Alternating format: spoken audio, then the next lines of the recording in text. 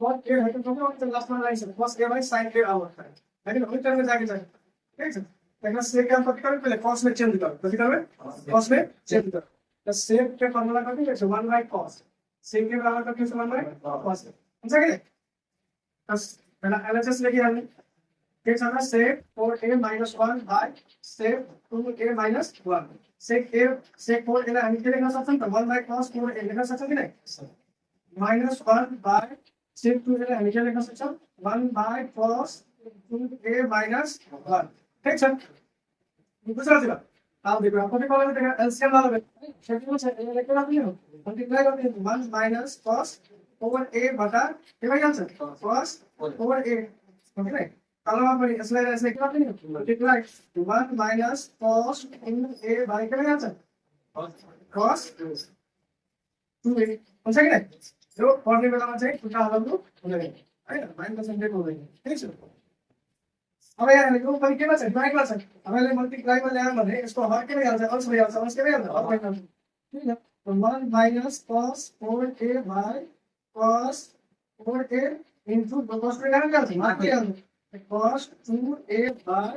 1 minus cos 2a cos कितना से answer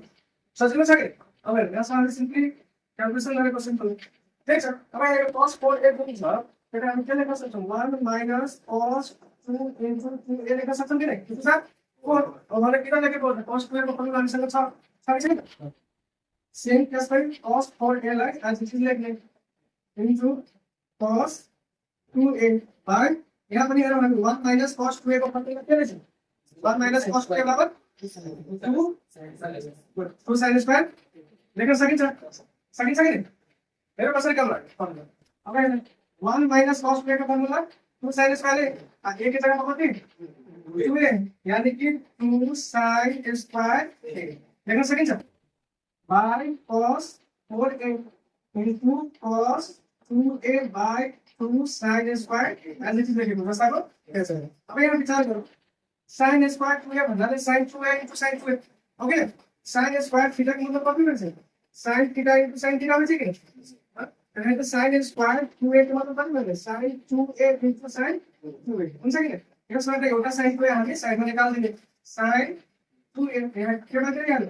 2 sin 2a into cos 2a by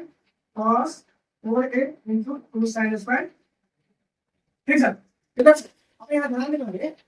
2 sin यहाँ angle देखो तो 2 है कि नहीं वो एंगल पर 2 है कि नहीं 2 sin a into cos a क्या तो करना चाहिए sin 2a को sin 2a को चाहिए तो हम क्या कर सकते हैं sin 2a into sin 2a sin 2 into a को उठाना कैसा 2a